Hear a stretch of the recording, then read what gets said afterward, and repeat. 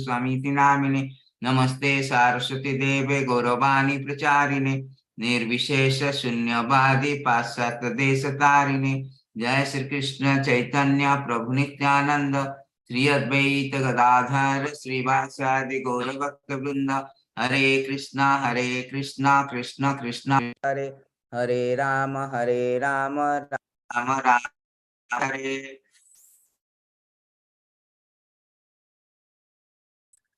So thank you very much once again. So we are going to start now the chapter 5, very, very important subject matter. Prabhupada used to say that this is very, very important.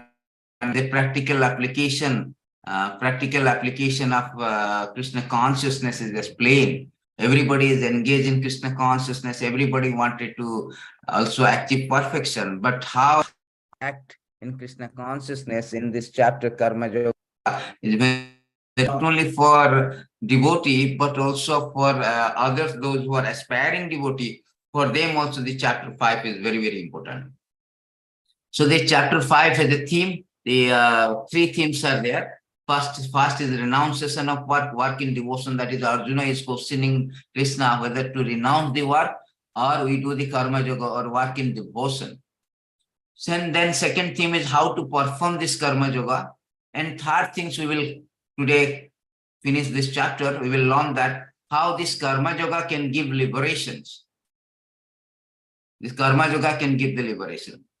So the first thing is that renunciation of work or work in devotion. So Arjuna, what happened in second chapter, if you remember the second chapter we gone through, the second chapter in the very beginning preliminary things, Krishna and Arjuna was in very lamenting situation. And he decided not to fight. That time, Krishna was preaching him. Krishna was enlightening him, educating in the very preliminary. In second chapter, in the beginning, Krishna told about thus we are not this body, we are the spirit soul. That is called Sankhya philosophy, the distinction between body and soul. So he, from 12.11 to 2.11 to 2:30, he was speaking about the Dehinam Srinjatha Dehi. You are not this body, you are the spirit soul inside this body. So in this way, he was speaking about Sankhya philosophy. And we are entangled in this material body. That was spoken by Krishna in the beginning. Then in the later part of the second chapter, he told that by Buddhi Yoga, you can get entangled. You can get out from this material conception of life or entanglement. I can show you this one, little bit of recapping. Otherwise, it's difficult to understand the questions.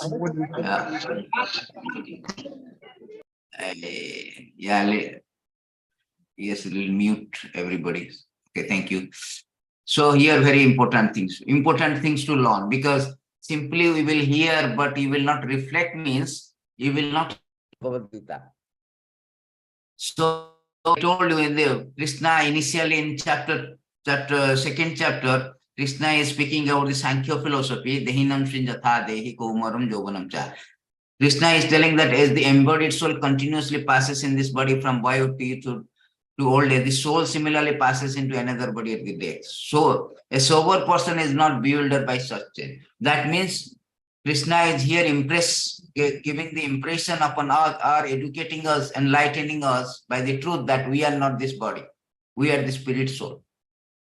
So we are passing, like a body is passing from youth to a small boy. We had got our picture, very old picture when we were in toddler, or when we are born, we went to school. Then our body changes. So at the time of death, we change our one body to another body. So because we are not this body, we are the spirit soul, body is supposed to be changed. So whole idea is the fact that is called Sankhya philosophy. Then further, he told that we are now entangled, because the spirit soul is now encased in this material body. Therefore, we are suffering. Because body is dying means we are losing everything. We are losing all our attachment. We have a birth, death, disease, old age. We are losing our association, losing our job, losing our attachment, losing our father, mother, losing ourselves. So there is so many suffering is there because of this body. Body is the root cause of our inconvenience.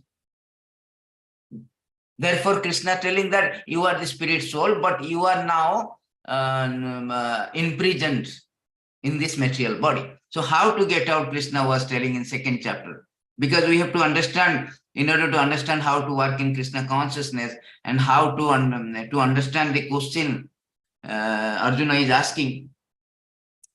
So we should understand a little bit of previous chapters. Understanding of Bhagavad Gita is very, very important. These are the essence of Bhagavad Gita. You understand means you understand the whole chapter. Then Krishna is speaking that another solution, that how to get out from this entanglement. Then he's telling, oh Dhananjaya, keep all abominable activities far distant by devotional service. In that consciousness, surrender unto Lord. Those who want to enjoy fruits of their work are needed. So here Krishna telling that because you are thinking that you are this body, you do not have idea about the spirit soul, you are the spirit soul. Therefore, you are acting as if you are this body. And you are always acting for the comfort of the body, comfort of the body, and in relation to the body, like my wife, my children, my society, my community, so on and so forth. In this way, you are being entangled by the karmic reaction or fruitive reaction. Bad karma, bad result, good karma, good result, mixed karma, mixed result. In this way, you are entangled in this material world.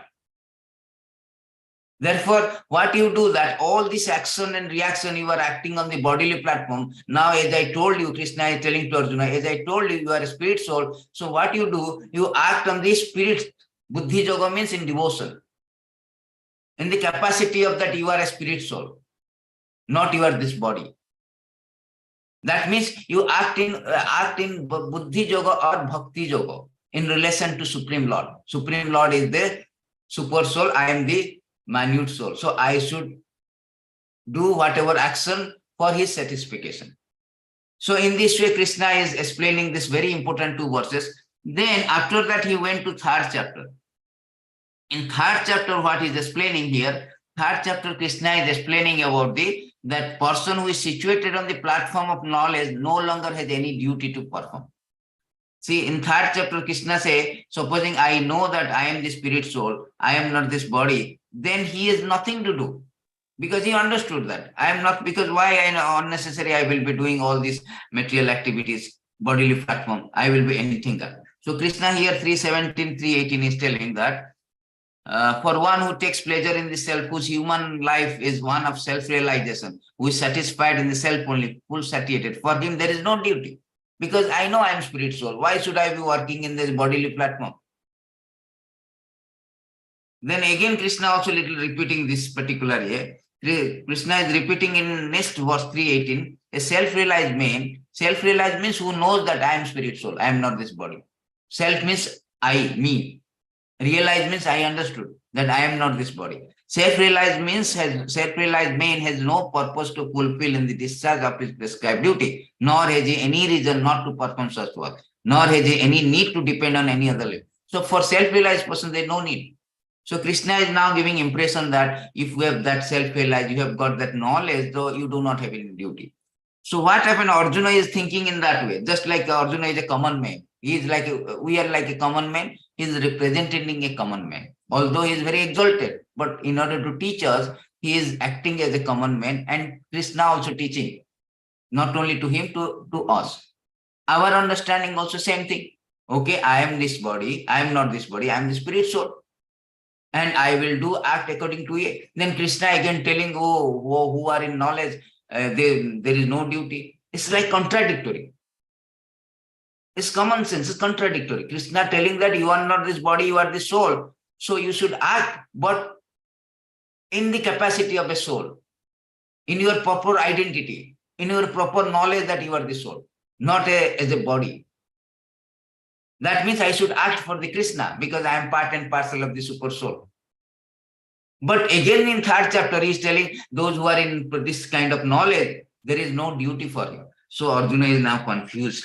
And in 4th chapter, Krishna is telling all kind of sacrifice, Arjuna culminate to knowledge. Again, is impressing that this transcendental knowledge, whatever we learned last week, that this knowledge is very important because I should know that I am the spirit soul, I am the part and parcel of the Krishna. All this knowledge is very transcendental knowledge is good. Therefore, Krishna is telling everything you do, it has to be culminated to transcendental knowledge because that will liberate you. So again, Arjuna is now doubt. What is this? This he is telling about this 2nd chapter is telling about, okay, you are not this body, you are the soul. then you act in the soul. Then again, his third chapter is still telling about the knowledge. Those who are in knowledge, they should not do any prescribed duty. Fourth chapter, Lord is speaking about the knowledge. And end of the fourth chapter, still he is telling to Arjuna, see how is very, very interesting. The Bhagavad Gita should be learned very systematically under the guidance of spiritual master like Prabhupada. So here, Kṛṣṇa is the last, last session we have learned very nice thing. That Kṛṣṇa in the last verses of fourth chapter, Kṛṣṇa telling, therefore the doubt which have arisen in your heart out of ignorance should be slashed by the weapon of knowledge. Armed with yoga of Bharat, stand and fight. Is now bewildered. He telling now, Kṛṣṇa is telling to knowledge is very good. If we have knowledge, so I should not have any duty. I should not work. Unnecessary, why I should work and get entangled. Now Kṛṣṇa telling, no, you fight, Arjuna, you stand and fight. Then Arjuna is confused. Now the fifth chapter is coming. Why Arjuna is asking? Why I am telling this one? We should know that the question Arjuna is asking, and this is leading to an entire explanation of the fifth chapter. The entire theme of the fifth chapter depends on this question. Arjuna said, oh Kṛṣṇa, first of all, you asked me to renounce work. Then again, you recommend work with devotion. Now, will you kindly tell me definitely which of the two is more beneficial? So Kṛṣṇa is simultaneously telling you work with devotion, at the same time you renounce work. Means what? Means you are in knowledge that no, this kind of work is not good. I just I renounce activity. But Arjuna could not understand this. When Kṛṣṇa says that renounce of work, that renunciation of work does not mean that supposing I will say you stop working or stop hearing me. That does not mean that you will stop hearing everything. You stop your activities. No, you stop hearing means you will start hearing something else. When stop renunciation of work means stop this nonsense work, but start some good work, do some good, just like a child is playing. You stop playing. That means a child is always active. He cannot stop his activities. Our activities we cannot stop. We have to do something. So here renunciation of work, Kṛṣṇa, meant that you stop this nonsensical activities, or you stop the activities in relation to your body and start the activities in relation to your soul, in relation to God. That is called spirituality. That is called Kṛṣṇa consciousness. That is very tricky. Just like Shankaracharya came. He told that Brahma Satya Jagan Mithya. Brahman Satya Jagat Mithya, this Jagat is very false. Therefore, first thing he will do, my disciple means first he is to take renunciation. That means first of all, you renounce this activity, this material activity. You stop. That is called renunciation. Stop this nonsense activity. Buddha came. Of course, Buddha came before Shankaracharya. Buddha said that nirvana. Nirvana means stop all this, dismantle all this material activity. Because if you work or if you act in relation to your body, in the capacity or in the false identity of body due to ignorance, you will get reaction. Therefore, he told nirvana, first of all, stop this. But Vaishnava philosophy or Bhagavad Gita, Kṛṣṇa is now speaking now, the second verse, next verse. No, you stop activity, that is fine. That doesn't mean that you stop the activities at everything, all activities. No, you start the activities, good activities. Stop this bad activities or stop this reactive activities, because this activity is material platform. It will give you reaction, whether good or bad. But you start the activities transcendental, divine, or in connection, in relation to God, that will not give you reaction. That is non-reactive. That is the important thing. So here he appears to have understood that work in full knowledge is non-reactive. He was telling that, oh, I will full knowledge, I stop working means it is non-reactive. If I work only, there is reaction, I will stop work. But Kṛṣṇa did not mean that. Kṛṣṇa said that stop working means you start good work. That means work, karma yoga, or work in devotion, Kṛṣṇa consciousness. So that's why Arjuna is asking, which is beneficial? I will stop working. That means also I will not get reaction. And if I work in Kṛṣṇa consciousness, that also will not give reaction. But which is better? He's asking. Arjuna somewhat in this understood, but little bit of clarity is missing. So therefore, Bhagavan uvacha sannyasa karma yogasya nisresya karo bhu kayasya karma sannyasat karma yoga visishyate. Very nice verse, very important. Prabhupada used to speak. This is a very important verses for all the devotees. Because Krishna is answering this doubt. The personality of Godhead replied, the renunciation of work and work in devotion are both good for liberation. Because renounce your work means you don't do anything, you liberate. Just like Jnani, they liberate actually. Because they do not do all this material activity, they are always in speculating with God, with God. So that is also, they will get liberation. But later on, I will tell you, this liberation is also not perfect liberation. But still they get the liberation. But but of the two, work in devotional service is better than renunciation of God. Why? That is very important to remember. Because any kind of fruitive activities, first of all, you should understand that any kind of fruitive activity means reactive activity. Any kind of karmic activity which has no connection with God, that will give you a great reaction to us. That will entangle us. See, here Kṛṣṇa is telling very nicely in Bhagavatam, it is stated. It is stated in these beautiful verses, Nyunam pramata kurte vikrama yad indriya priti. When a person considers the same of life, he certainly becomes mad at living and sinful activities. He does not know, due to his past misdeed, he has already received a body which, although temporary, is the cause of his misery. So here it is said that when a person is thinking that, oh, this sense gratification is main thing, I should work, I should get the money, I should go to office, I do the business, I earn money, I sense gratified. When that person is thinking like that, he is entangled himself in this cycle of birth and death. That is called material activities. That is called material activity. In this way, he was bound by karmic reaction. In the next verses, it is stated, as long as one does not inquire about the spiritual value of life, one is defeated, subject to misery arising from ignorance. Be it sinful or pious, karma has its resultant action.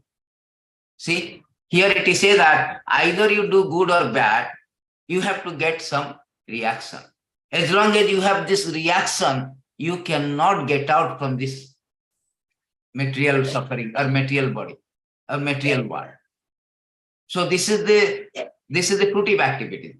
Here Kṛṣṇa is telling that renunciation of work, okay, because you do not do this fruitive activity.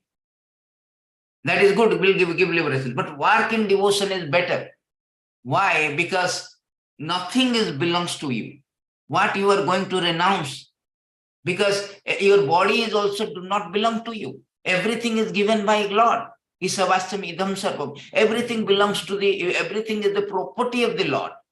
That is called spiritual consciousness, Kṛṣṇa consciousness.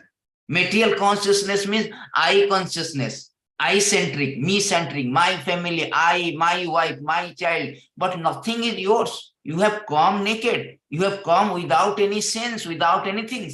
How can you claim that this is yours? Everything belongs to God. Just like America, it was there. Even Vasco da Gama, Columbus discovered. Before that also, America was there. The sun was there, the land was there, whole world was there. And you have come and some encroached, put a boundary and you claim that yours. No, everything belongs to originally from Kṛṣṇa. Isavastam idam sarvam. It is stated in the Isha Upanishad, the Bhagavad Veda say that everything belongs to Lord. If everything belongs to Lord, why you are claiming that yours? Isavastam idam sarvam. Everything animate that is within the universe is controlled, owned by the Lord. One should therefore accept only those things necessary for himself, which are set aside as his quota. One should not accept other things, knowing well to whom they belong. So everything belongs to Lord. Then what we are going to renounce? If something belongs to me, that I will renounce. But everything properties. Everything is properties of the Lord. Everything belongs to Lord. So Kṛṣṇa consciousness, Vaishnava philosophy is that everything belongs to God, nothing is that. That does not mean that we should not act, we should not accept anything. No, you accept everything, but in relation to, for the use of God. for the use of, just like I am using this camera, I am using this platform like Zoom or laptop. Laptop is like a sense gratification. It can be used for sense gratification. But if we use it for the God purpose, for preaching Bhagavad Gita, then that is spiritualized. That is spiritualized. Everything belongs to God. It can be spiritualized if it is meant for the service of the Lord. Just like food. We cook food. Somebody, my neighbor is cooking food. But they are cooking food for their himself eating. But we cook food for offering to the Lord. What is the difference? The same eating is same thing. Although it looks same, but it is not the same. Because the consciousness is different. Consciousness is that all this material, all these things belongs to Lord. I should give to Lord. And it's spiritualized in this way. In this way, I will be non-reactive. I will be non-reactive. That is called work in devotion. Renunciation of work is what this the Mayavadi philosophy they renounce. Renunciation of work means I will not totally cook. If I cook only, I will have a problem. I will not cook. That is their formula. I will not act. But Kṛṣṇa is rejecting that. Kṛṣṇa telling that although that was a process, but this process is better. That process is a very difficult process. This process is easy. Accept everything, but accept on behalf of Kṛṣṇa. That is called action in Kṛṣṇa consciousness or karma yoga. This is stated in very nice, one of our Goswami has stated this, Rupa Goswami, that how you do the action in Kṛṣṇa consciousness very nicely. So in this beautiful verses, it is a prapanchaitika buddhaya harisambandhi vasuna mukhe prati parityaga vairagyan falgu kathyate. When one is not attached to anything, but at the same time accept everything in relation to Kṛṣṇa. I am accepting something sense enjoyment, things, but not for my sense enjoyment, for the use of Kṛṣṇa. One is rightly situated above possessiveness. On the other end, one who rejects everything without knowledge of his relationship to Kṛṣṇa is not as complete in this renunciation. That means those who are renunciation of war is not proper renunciation. Because he does not have knowledge that everything belongs to Lord. What can I renounce? That is called artificial renunciation. That is not good. They will come back again. They will fall down. I have to, if I say don't do that, means you have to do something positive. Don't do negative, but do the positive. Don't do negative doesn't mean that don't do everything. Positive also. No, don't do negative means do positive. Don't do negative, do positive. That is our Vaishnava philosophy.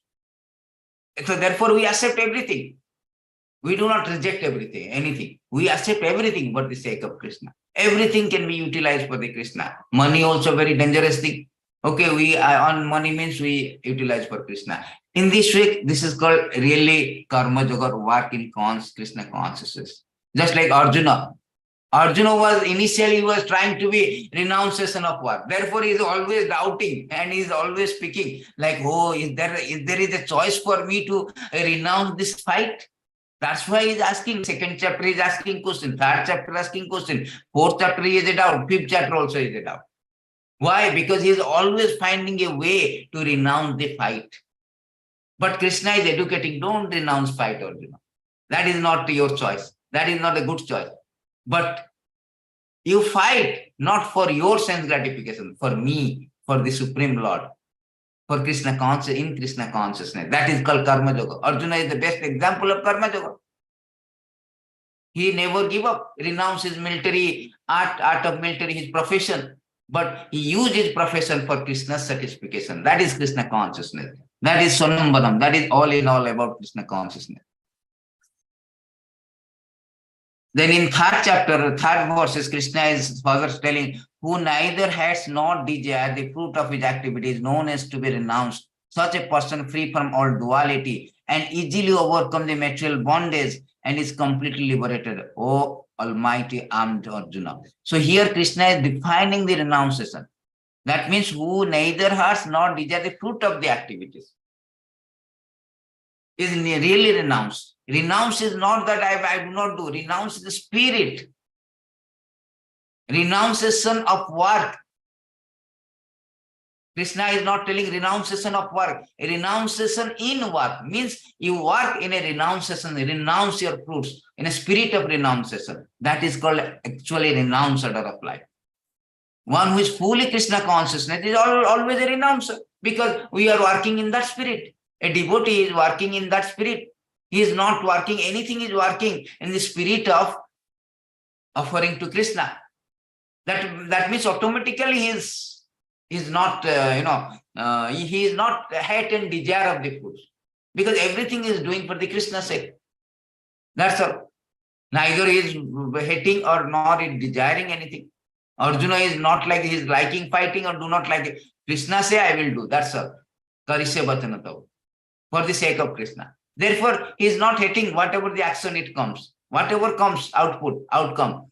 Whether it is failure, it is failure or it is success. But I am doing for Krishna. That is called Krishna consciousness. So then Krishna telling that only the ignorant speak of devotional service karma yoga as being different from the analytical study of material world, Sankhya. Those who are actually learned say that who applies himself to one of these paths achieves the result of both. This is a very important point. Sankhya yoga. What is Sankhya yoga? As I told you in second chapter beginning, Krishna said that I am not this body, I am the soul. That means Sankhya yoga means process of find out the root of the tree. What is that root of the tree? Root of the tree is that I am the soul and Krishna is the super soul. That is called analytical study of material world, to find out the soul of existence. Soul of material world. Who is the soul? Vishnu, Krishna is the main thing. I am the soul and the spirit soul. That is called Sankhya philosophy. But devotional service means once you find out that you are the spirit soul and Krishna is the super soul, what is your duty? What is your responsibility? Just like you have find out a job, you have signed a contract. Now your responsibility to work for that company. Because you found out your boss, company, your boss, working under a boss.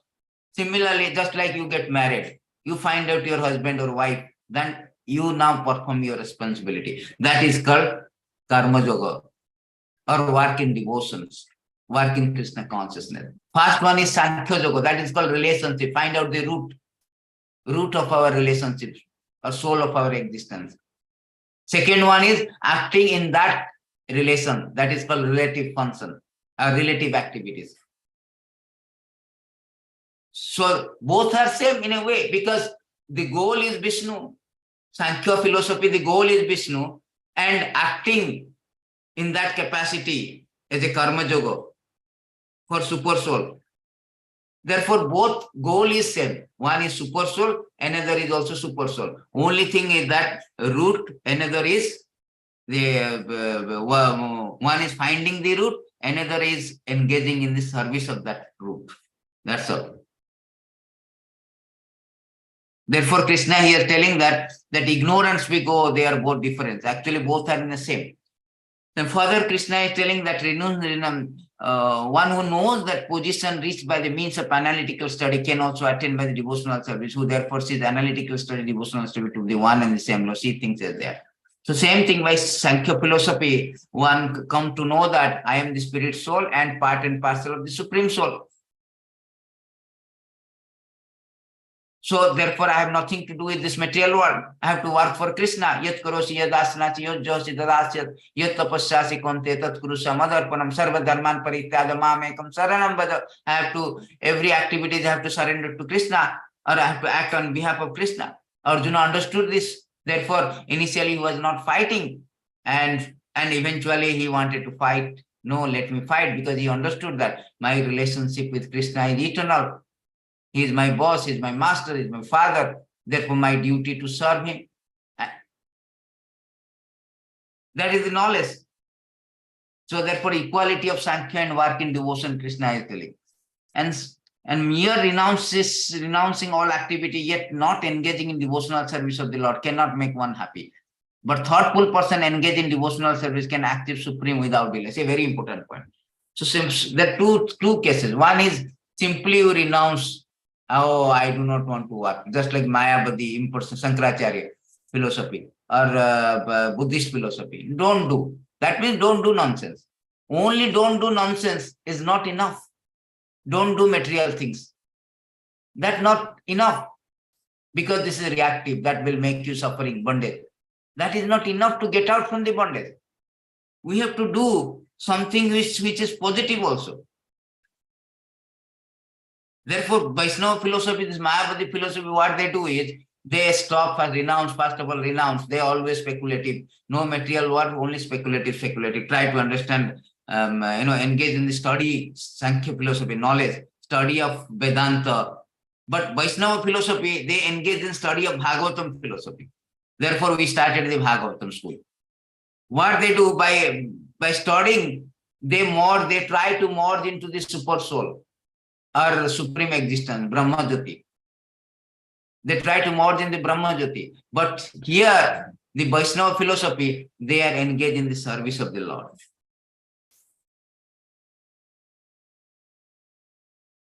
What is the wrong in that? Because that is not a complete knowledge. They have no complete knowledge that service is the most important thing than merging with God. Merging with God means you are now losing an opportunity of serve. And also there is a chances of fall down also. It is stated in 10 to 32.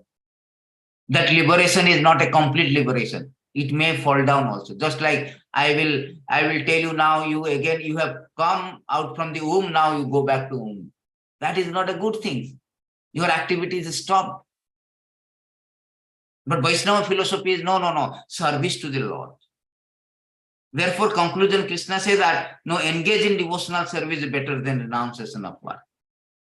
You engage in devotional service, that is important.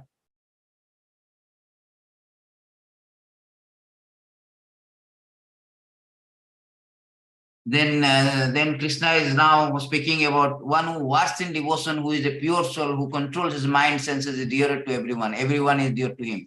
Though always working, such a man is never entangled. That is very important thing. One who works in devotion is pure soul because he controls the mind and sense dear to everyone.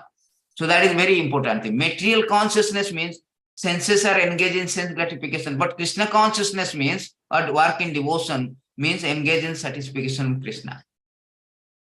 So what will happen that although we are working, but we are not entangled. Although you are appearing to be doing same thing, I am also speaking, but I am not speaking about what is going on in stock market, what is going on in politics, what is going on in sociology. I am speaking on the Bhagavad Gita. I am repeating the word of my spiritual master, the word of Kṛṣṇa. Although speaking is same, everybody is speaking, but speaking is the same, but the qualitative difference. This speaking is called Kṛṣṇa consciousness speaking. Karma yoga. I am using my power of speaking, knowledge of speaking, everything in service of Kṛṣṇa. Then we are free from the reaction. It is non-reactive.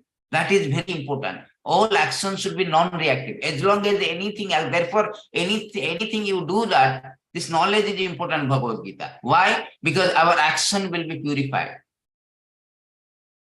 Without knowledge, we cannot action. We cannot act properly. Perfect knowledge gives us perfect action or shows us perfect action. And perfect action leads to liberation. That is the whole idea of Vedic knowledge. Why I am reading Bhagavad Gita, why we are assembled here to study. Because to get the knowledge so that I can purify my action. I can rectify my action, correct my action, so that I will not have any reaction of my action and I will go back to God. I will get out from this material suffering, material existence. Therefore, although person in divine consciousness engaged in seeing, hearing, touching, smelling, everything is doing, but it is as if he is not doing anything. Although every senses are used, speaking, I am speaking, all my senses are used, but that does not mean that, I am not aloof from these things. At the same time, I am not getting any reaction. So that is very important. There's a very beautiful verses is there in this regard. So it is stated in this beautiful verses that how that even in this material world, there is a technique how we can be aloof from all the things. There are beautiful verses in this regard. So in these verses, it is stated that iha jasya hare dasa karmana manasa gira nikhilasya api avastatu jivana mukta uchyate. What is jivana mukta? Liberated state. A person acting in the service of Krishna with his body, mind, and word is a liberated person. Even in the material world. In the material world, the senses are there. I am using my senses. Senses are very difficult. The material senses, it will create reaction. But when I'm using the senses like body, mind, words, for Krishna, although it is senses are used in more material activities, cooking, speaking, sleep, sweeping, decorating, all these things, so many activities, or earning money. But if I am doing for Krishna, then it is purified. That is called Jivana Mukta, liberated. That is the technique.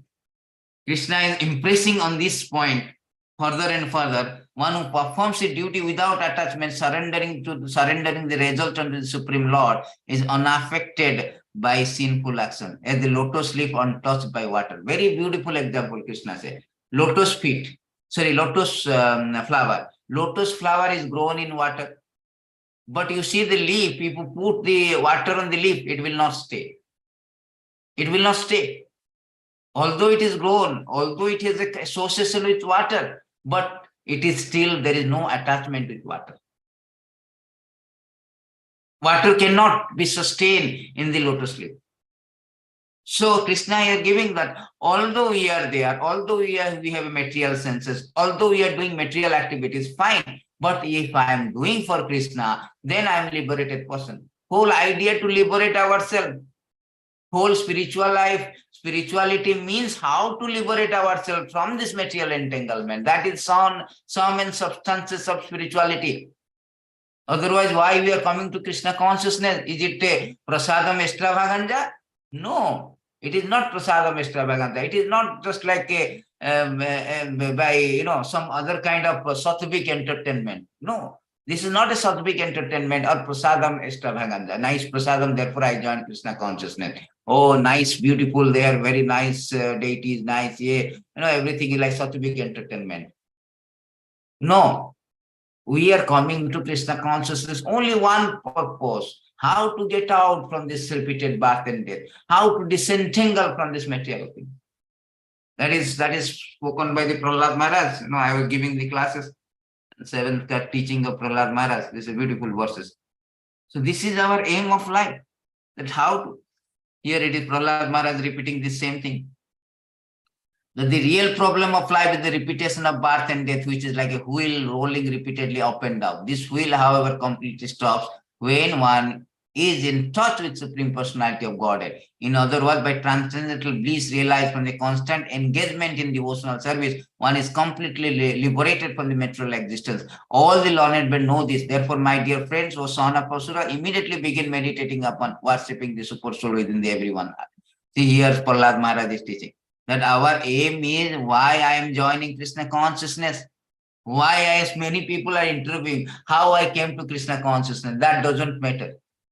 How you came to Krishna consciousness. It matters is that why you come to Krishna consciousness, not how you came to. Many times the ISKCON devotees have interviewed how I came to. Prabhupada said, what is the use of that how I came to Krishna consciousness? My house is in the fire. I will not ask how the fire has been lit. No, how to get out. What is my purpose? Now I am in the middle of fire. Sansara davanala. Sansara dava means it's a burning fire, blazing fire of material existence. I am in the blazing fire of material existence. Now I am scorching, I am suffering. Adhyatmik, Adidoivik, Adibhautik, birth, death, disease, old age. I cannot surpass. I may be Bill Gates, I may be a rich person, I may be a affluent person, I may be a famous person, I may be a strong person, I may be a handsome person. I cannot, I may be a knowledgeable person. I cannot get out from this blazing fire. So whole idea is to how to get out from this blazing fire of material existence. That is Sonambana. So Krishna is explaining that karma yoga action in Krishna consciousness in 5th chapter, that we should work in such a way that you will be unaffected, although you are doing everything. whole idea to get out from this. Don't try to. Our whole idea is to get out from this material. We don't here to evaluate either I am a renounced, I am a sannyasi, I am a grahastha, I am a brahmapasta. No. As a matter of fact, Bhakti Siddhanta Saraswati has been asked by disciple that whether you have to renounce or we remain renounce or not. Bhakti Siddhanta Saraswati beautifully answered. What you are going to renounce? Our whole idea to enter into the family of Kṛṣṇa. That is our aim. Our not to detach or renounce anything. Rather, we should go enter into the family. Nothing to be renounced. Rather, we enter into the family. Kṛṣṇa is a grahastha. Kṛṣṇa is so many big family. We should enter into the family life. Our is different. Vaishnava philosophy is we are not here to renounce. We are not bothered about renounce. Therefore, our is everything. Once I am in Kṛṣṇa consciousness, automatically, see, a person is renouncing everything. He may not be Kṛṣṇa consciousness. But one is Kṛṣṇa consciousness, is automatically renouncing. Supposing my mind, supposing I have to stop thinking of something material. So I have to try myself very hard. No, I should not think about Shah Rukh Khan. I should not think about Lionel Messi. I should not think about this thing, that thing, so many news. I have to very much, struggle to stop so many activities is there, material activities. We are in material world. Our senses are material. So many things I have to try hard, like meditating in Himalaya. So much focus. Therefore, next chapter is Ashtanga Yoga. See, Kṛṣṇa is so beautiful. Kṛṣṇa is supreme knowledgeable. He knows that people will misunderstand what is called renounce. I have to renounce all the material activities means I have to stop focusing all the things. It's a very tough job. Inhumanly tough job. Himalayan task, Herculean task. Therefore, Kṛṣṇa telling work in devotion. Because my mind is, I have to, instead of putting so much endeavor to stop thinking of this, that, I should start thinking of Kṛṣṇa. Automatically, I will not think of other things. Very simple formula. Kṛṣṇa telling work in devotion. You simply think of Kṛṣṇa. Automatically, other things will not come to your mind. Because your mind already engaged in so many things. I do not have to stop thinking this, that. Simply start thinking of Kṛṣṇa. That is called Kṛṣṇa consciousness. Simply work for Kṛṣṇa. I will not stop my all this urge of working, urge of activities, urge of thinking, urge of feeling. Feel for Kṛṣṇa, think for Kṛṣṇa, everything for Kṛṣṇa. That is called Kṛṣṇa consciousness. That is called. The body also Kṛṣṇa has given. So I have to use my body. Although body is so much material demand, there still if I'm doing something, I'm making my body fit. It may sound like, oh, you are also like materialistic. They also make the body very strong and stout. But they are different. I make my body strong and stout. Why? Because to render devotional service to Kṛṣṇa. That is the spirit. What spirit, what consciousness you are making your body strong and stout. That makes a distance between a karmi and a karma yogi. Or a bhakta. That makes an ordinary person and a devotee. For what purpose you are keeping this? Although seemingly both are keeping body, both are eating, both are having strong things, but one is doing for the purpose of something. That is important. That is what whole 5th chapter theme is, that one. The theme is that one, that Kṛṣṇa consciousness theme. What is your spirit of activities? Kṛṣṇa consciousness act according to the concept of material body senses. But the person in Kṛṣṇa consciousness, conclusion is that person without Kṛṣṇa consciousness act according to the concept of material body and senses. But person in Kṛṣṇa consciousness, what he will do? Act according to the knowledge that body is property of Kṛṣṇa, should therefore engage in the service of Kṛṣṇa. Beautiful. That is the conclusion. Prabhupada has given a very nice conclusion. Same thing, whatever we are speaking. Therefore, when one acts in Kṛṣṇa consciousness for the satisfaction of the senses of Kṛṣṇa, any action, whether of the body, mind, intelligence, even the senses, is purified. of material contamination. Therefore, no material reaction resulting from the activity of a Krishna consciousness person. That is what the idea, how to stop this action reaction. We have already read in our previous classes and all, what is the action reaction, all the things. So we have read that already. So here it is saying that if you do everything for Krishna, there is no question of that. So-called I love you, I love this, I love that, I love you. This all the things is completely self-gratification, self-oriented. I love chicken. But we do not know that I love chicken means I hate chicken to be lived. Because of I love chicken, the chicken has to be murdered, killed. When I say I love somebody because my benefit, because I am getting some benefit, that is not, that is still material activity. When I say I am Lord Krishna, means I am Krishna for the sake of Krishna, for the sake of him, for the sake of his benefit, not my benefit. In this way, we purified our thing. Whole idea to purify.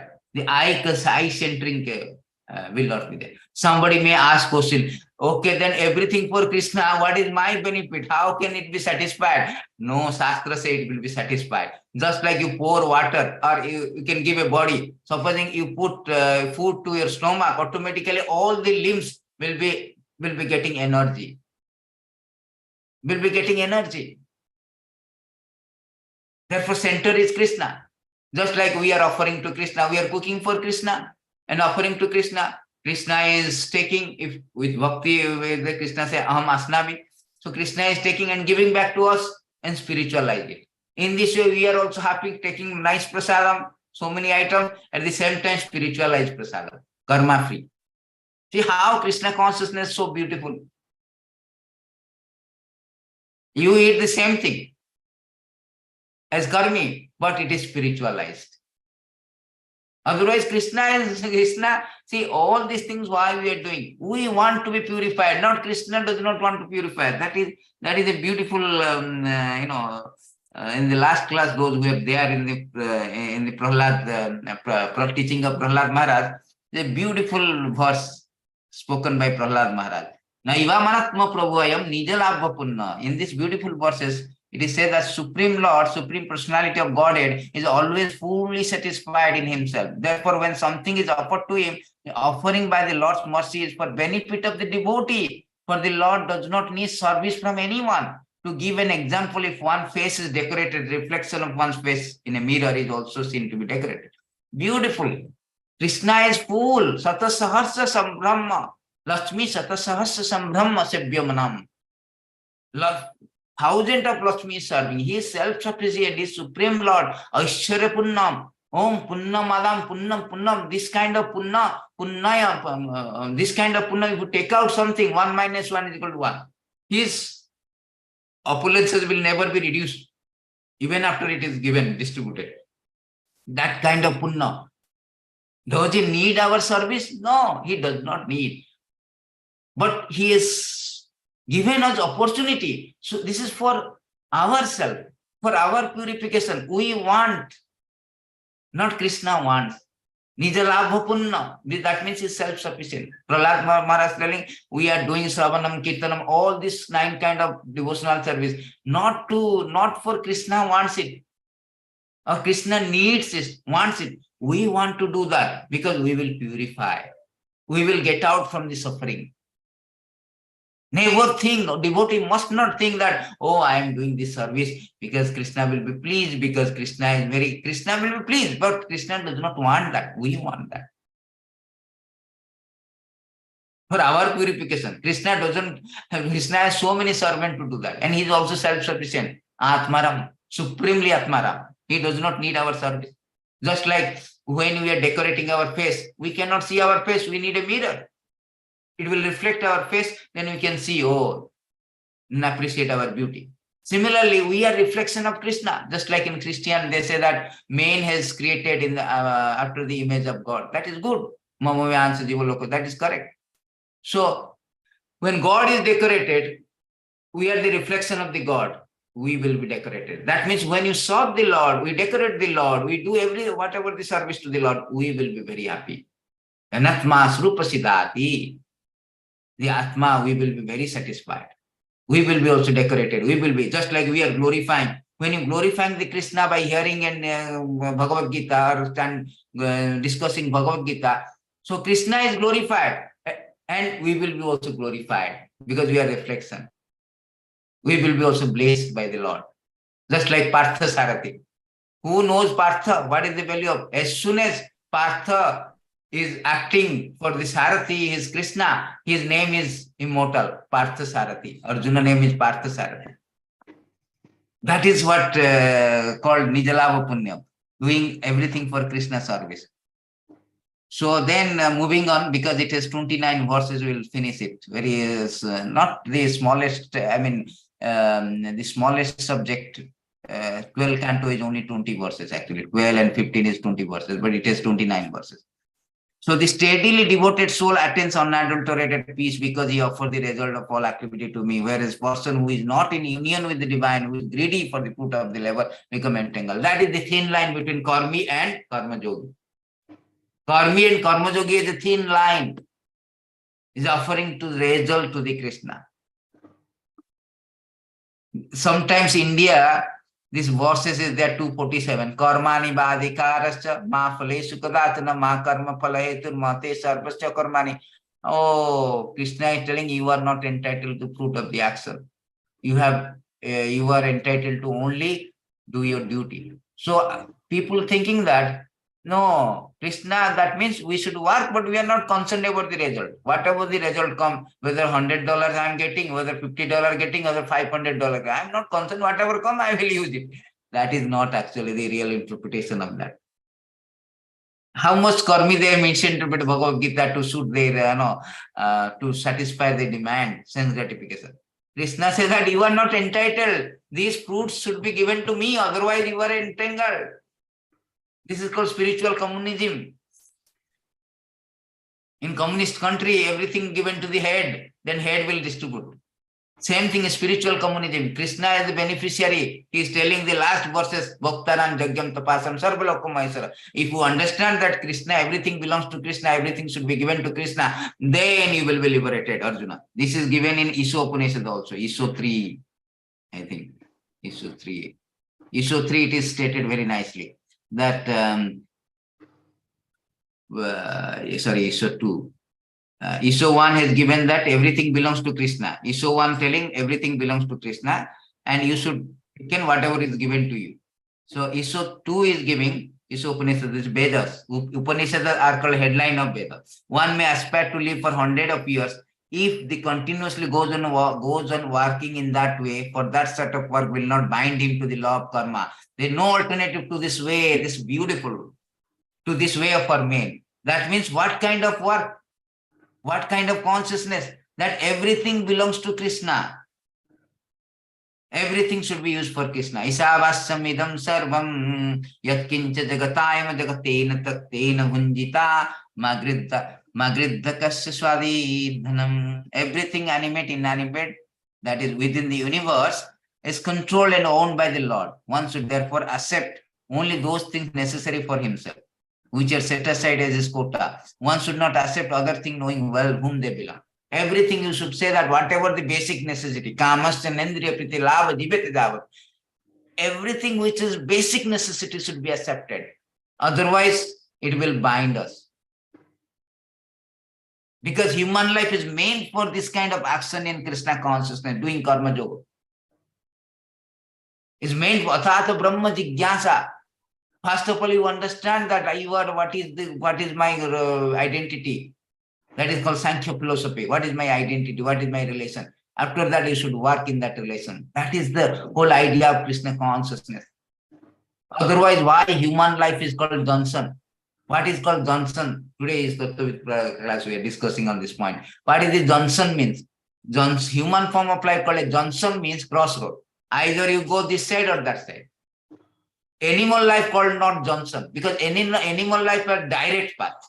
There is no crossroad, direct go. They are higher and higher, from low to higher they will go. For them, there is no karmic reaction. Their animal life means already they have so many bad karma when they are in human life. So they are now in animal species of life. In animal species of life, the evolutionary process is very natural. There is no karma affect them.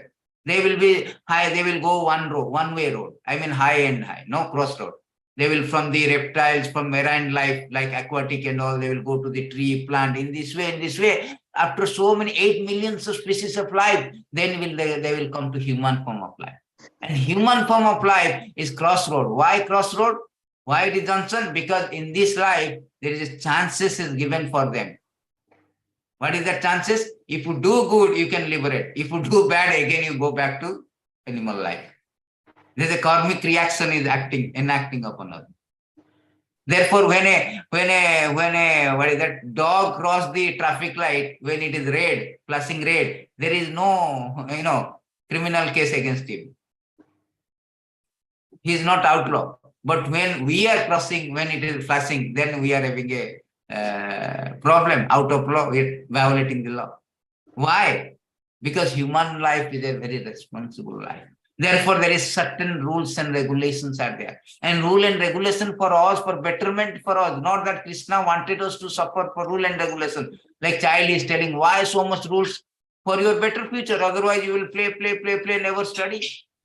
Therefore, supposing if I say there should not be any traffic light. Oh, traffic light is so bad, I have to wait for 5 minutes and so many traffic lights. You think of that. If there is no traffic light, what will happen to us? A driver. He will never go back, return to his home. He will have an accident, go back, not home, go back to hell. Therefore, rule and regulation is better for us. Therefore, all Kṛṣṇa is created with all these things, facility along with the rules and regulation for us, so that we can go back to Godhead. So Kṛṣṇa is telling you, do Arjuna karma yoga, action in Kṛṣṇa consciousness. This is the rules. And in this way, you can get out. When the embodied living being control his nature, mentally renounce all the action, he resides happily in the city of 9 gates, material body, neither working nor causing work. This is a very important. 9 gates means the 9 holes. We have 9 gates, is the Navadwara, they say. 9 gates, like 2 eyes, 2 nostrils, 2 ears, 1 mouth, 1 anus, 1 genitals. We have 9. And in that 2, we have working. Our body is working. But we can be free from this simply by process of Kṛṣṇa consciousness. Simply using all our body for the Kṛṣṇa. Then automatically I look from the bodily activities. Automatically. Because I am doing everything for Kṛṣṇa. I am not bothered. Just like I am a cashier. I am working for company. I am an accountant working for company. Either there is a loss or a gain. I don't care. Because I'm working for him, that's all. Anything loss and yes, Kṛṣṇa will take care. The company will be responsible. Boss will be responsible. I'm just an accountant. I'm working on behalf. Similarly, Kṛṣṇa consciousness person, if is working for the Kṛṣṇa, whether it's loss or good or bad, or loss or benefit, doesn't matter. He still is situated in a very good position because we're working for him. This is responsible of Kṛṣṇa. So moving to the next one, the embodied spirit, master of the city of his body, does not create activity, nor does he induce people to act, nor does he create the fruits of action. All this enacted by the modes of material nature. This is the same thing is given. That although I am thinking that I am the acting, I am the doer, the players, this cricketer, even everybody, every common man, karmi, I did it. I have done it. This is my activities. They wanted to get the fame. But they have no idea. They are not acting independently. They are not absolute doers because they are working under a scope of action. That is called modes of material nature. Scope of action. What is the scope of action? Just like a prisoner. A prisoner is working, although he is working something, but it is under the scope of the prison law. So we are in material activities. Seemingly, we are thinking that because when we are with Kṛṣṇa, we wanted to become a master. Then Kṛṣṇa, we cannot be master because Kṛṣṇa is the supreme master. How can I be master in the Vaikuntha? Vaikuntha is supreme master. Supposing I want to be a prime minister. I cannot be prime minister and already a prime minister is there. I have to go to some country to become prime minister. So similarly, when we are in Vaikuntha or Krishna Loko, we wanted to master. Then Krishna created, okay, you become master because material energy is inferior. You are the superior energy. Krishna says in 7th chapter Bhagavad Gita. A superior means you have this master. You are seemingly, you are falsely imagine you are the master. Here, whatever everybody was thinking, master, if competition is going on, therefore we are suffering. But even though you are seemingly master, Krishna has put some scope of action. What is that scope of? Either good, bad, or 3 modes of material nature. The rules is there. You may say that I am master, I can enjoy. There's a tiny independence is there. Because we are part and parcel, Krishna has supreme independence, we have got tiny independence. That tiny independence of free will, we try to become master and we come to here, this place, material world, and we become master, we can do everything. No, you cannot do everything. There is a rules and regulation is there. If you do good, okay. If you do bad, then you get reaction. And if you do middle, also mix, you get reaction. Krishna say in 14th chapter, Krishna says that, what is that? Urdham gachanti satasto. So the rules and regulations are there. Therefore, see how nice explanation of Krishna. Everything is related in Bhagavad Gita.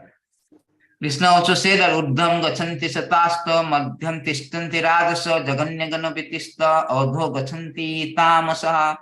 Those situated in mode of goodness gradually go upward to higher planetary. That means good work.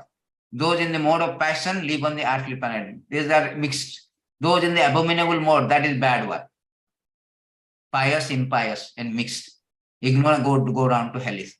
So Krishna also same thing is it is saying that means although we seemingly independent, I can do anything, everything, fine. Okay, but there is rules. Just like we are citizen of somebody is citizen of Russia, somebody is citizen of America, India, Singapore.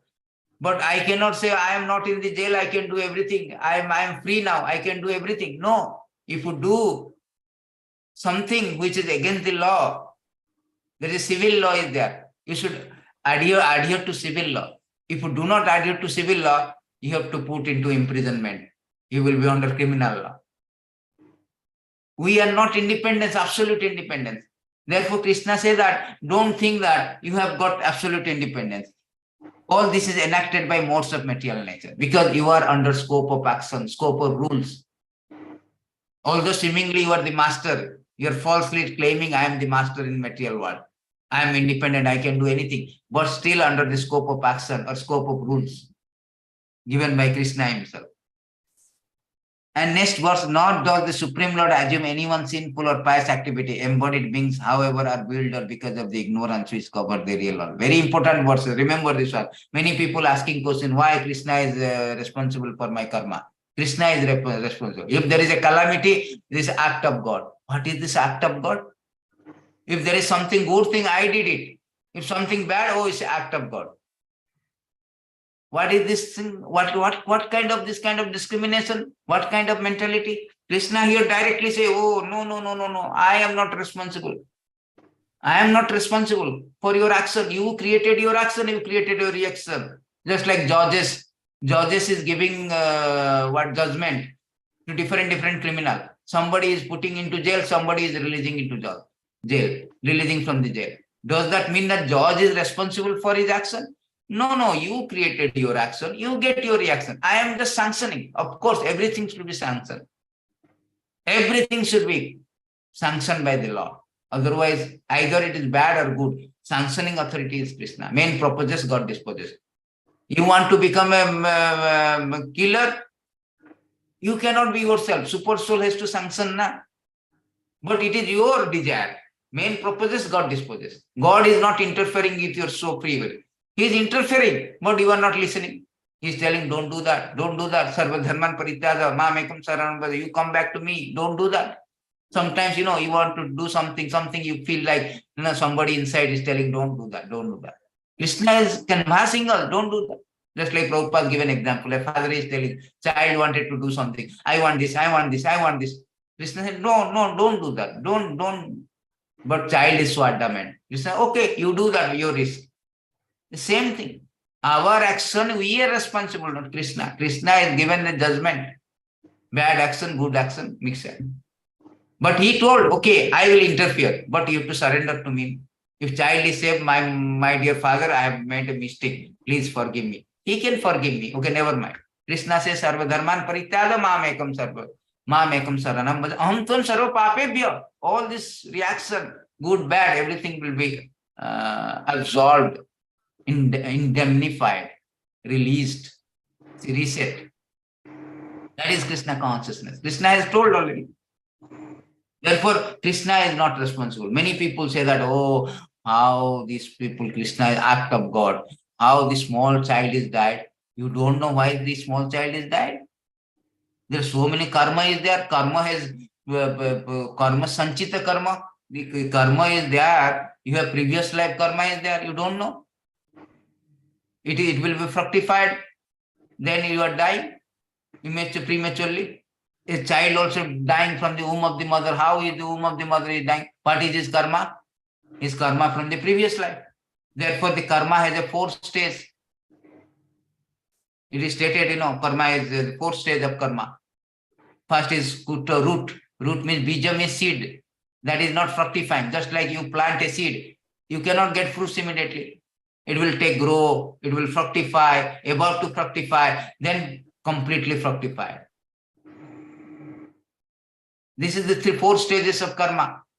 So immediately you are murdering. You may not be caught by the police, but later on you will be caught. Even after you escape from the police, but Dhamaraj will be there. Krishna's law will be there, will catch you. May not be immediately. Sometimes they said immediately happening. Immediately happening karma is maybe coincidence or Vaishnava Aparadha. Vaishnava Aparadha are immediate. They are all very, severe cases. Like killing a prime minister, killing something big official. No need of trial. Put him jail, put him executed immediately. Similarly, when you do some very grievous aparadha, Vaishnava Aparadha and some kind of a particular Vaishnava Aparadha and all, that is very dangerous. It will fructify immediately.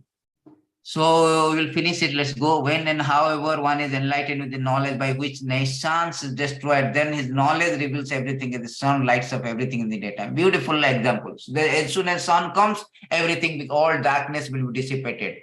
Everything lights up. So as soon as we have got enlightened the knowledge, attain the knowledge means one attain Krishna consciousness, that Krishna is the supreme, I am the part and parcel. Jivara Swarupoe Krishnara Nitya Dasa. Ekelo Ishwara Krishna. Chaitanya Mahaprabhu says, only Krishna is the master, everybody is servant. Even Brahma, Lord Shiva also servant. When Prahlad Maharaj, when Narasimhadev came with angry, very angry, fearful appearance, killed Hiranyakasipu, nobody wanted to go near to. All this great personality like Lord Shiva, Lord Brahma, what to speak about Lord Shiva, Lord Brahma. His wife, constant companion, Lakshmi also feared to go near to Narasimhadev. Then Prahlad Maharaj went and pacified him. So this is the thing that he is the only master, not that I have got no Lord Shiva is master, Lord Brahma is master, X, Y, Z. No, only Ekelo Krishna, Ekelo Ishwara Krishna, Aratare Bhutta, all others are servants.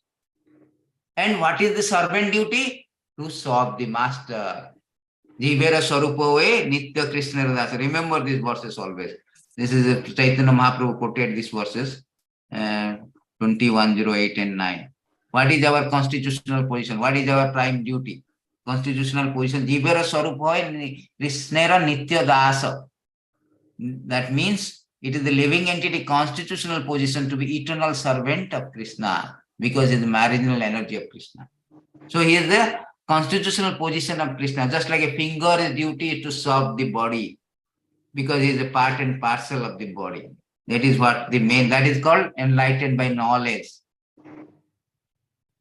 Then when one's intelligent mind, faith,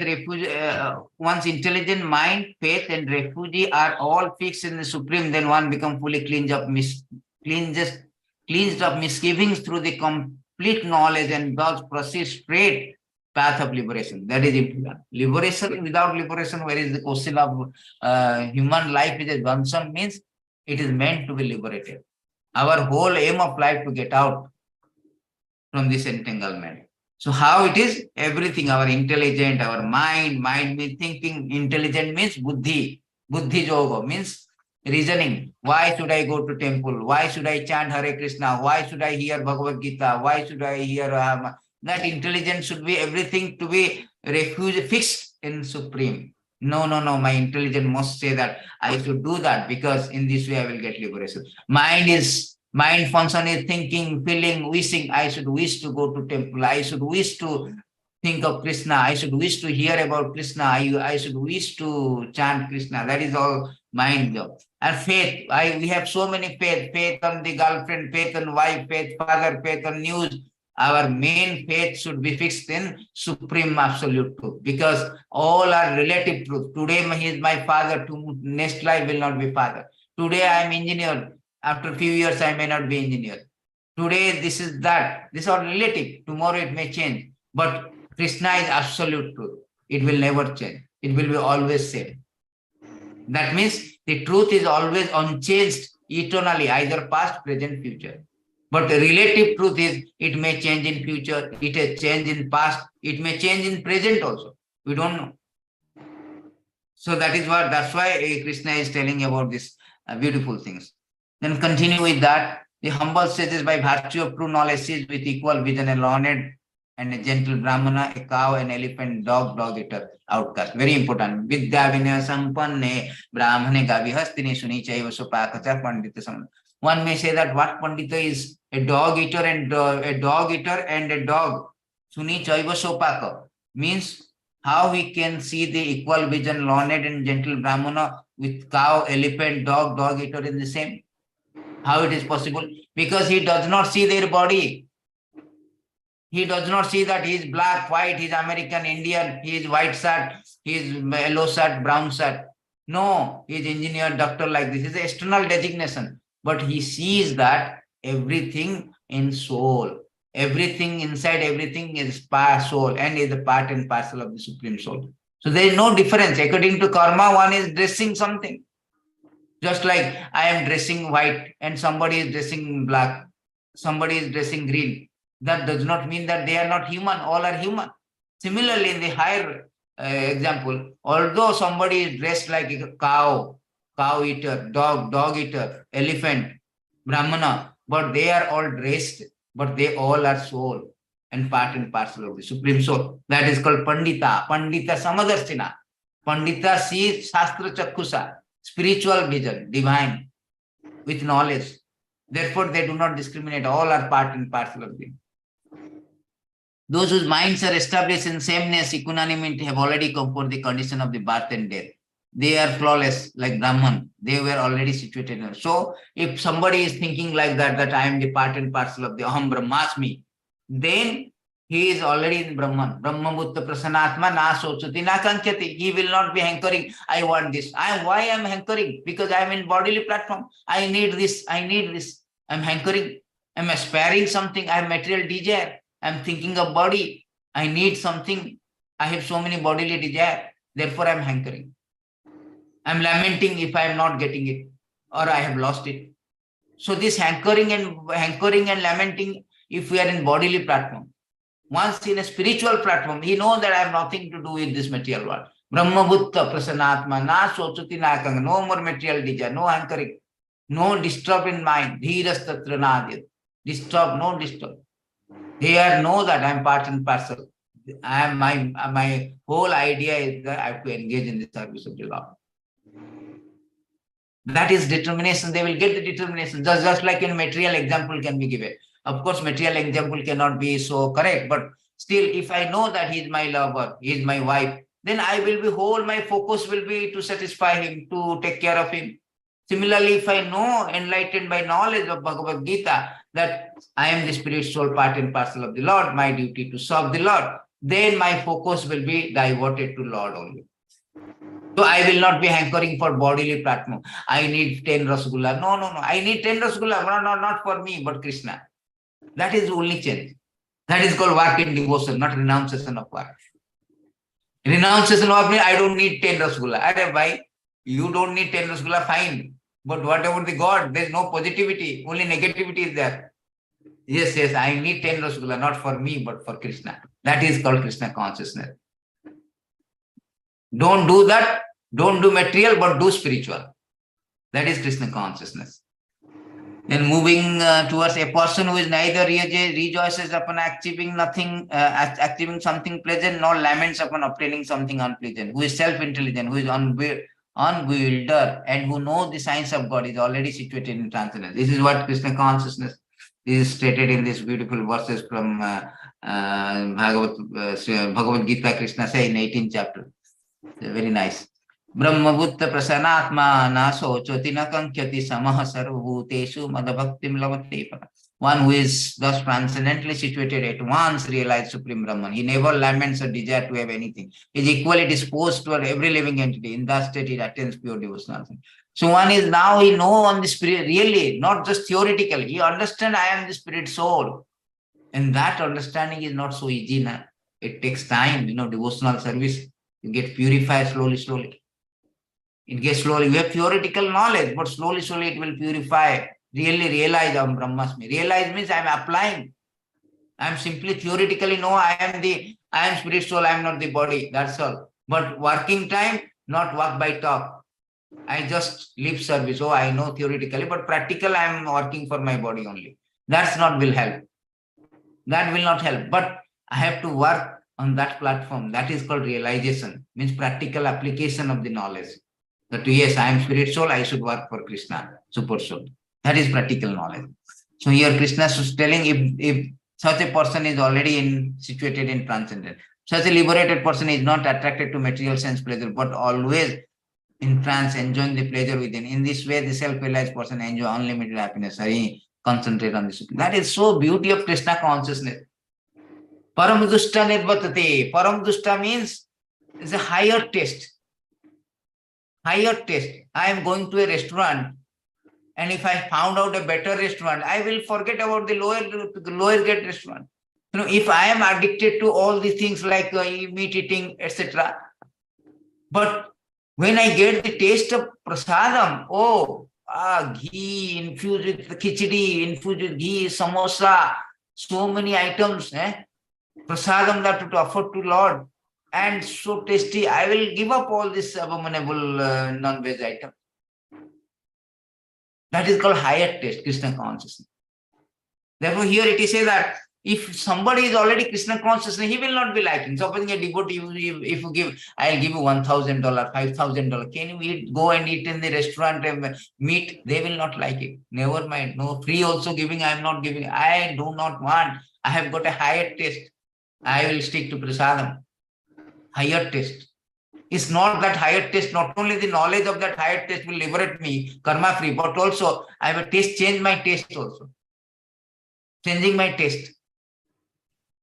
That is called Kṛṣṇa consciousness. You always higher taste it is. Unless you have a higher engagement, you will not give up the lower engagement. Therefore, our thing is not much about renounce, rather attached. Our is not detachment movement, our is attachment.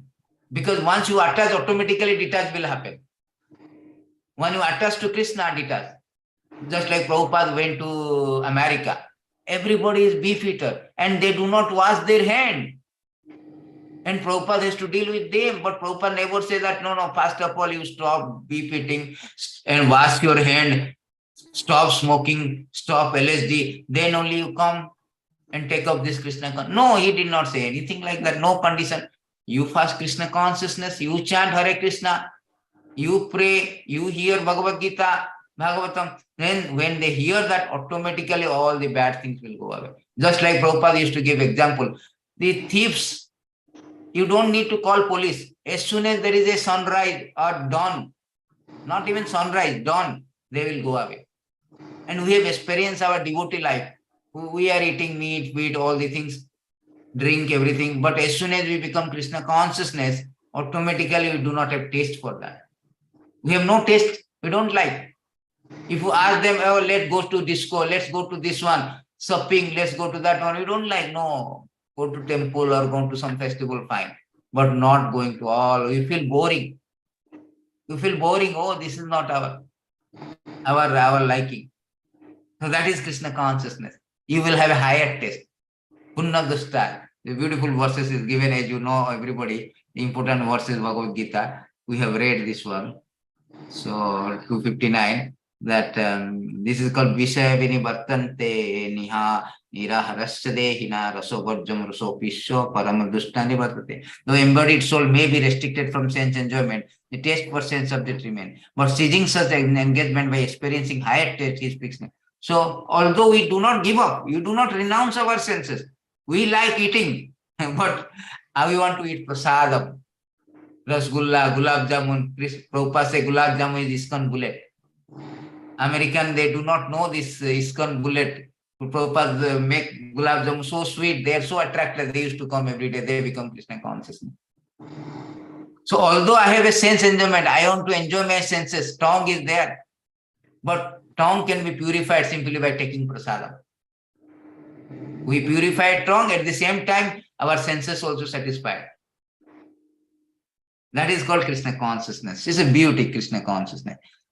So an intelligent person does not take part in source of misery which are due to contact with material sense. O son of Kunti, such pleasure have a beginning and the end. So the wise man does not delight. This is an important verse of Prabhupada. Yehi samprasdavo dukkha joge dukkha jonayavate adyantavata kuntyo nateshuramante buddha.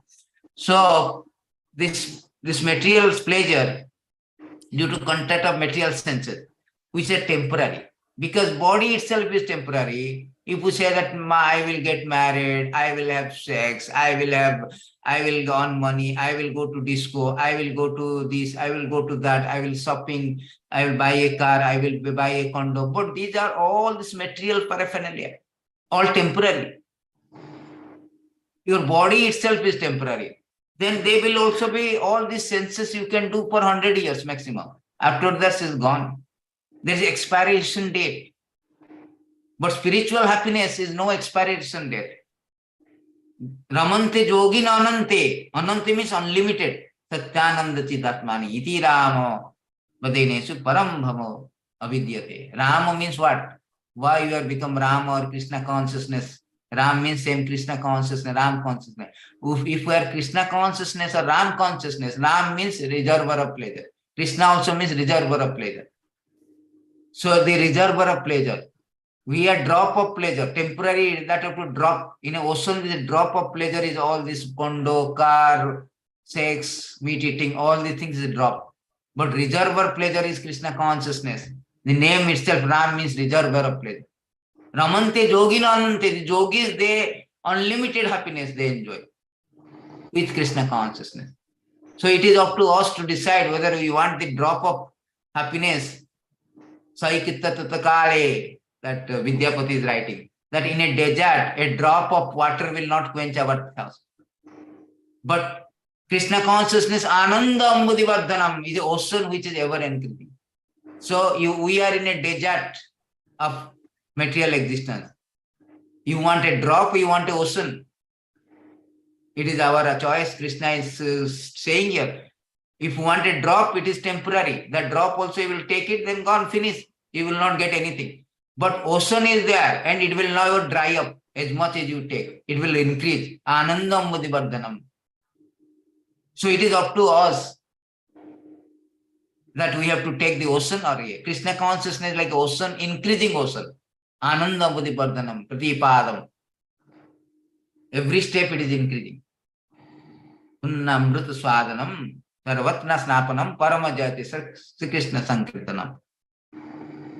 So this is Krishna telling that, therefore it has an expiry date. Everything is an expiry date. All our happiness, so-called people do not care. Oh, I want to enjoy. I don't want to go to temple. I don't want Krishna consciousness. All this is things. This will obstruct my enjoyment. Yes, you enjoy. We don't say you enjoy. You enjoy, but how long you will enjoy? Maximum 50 years, 70 years, 100 years. That's all. After that, but Krishna consciousness person unexhausted happiness. Brahma Sokhyam Anantam.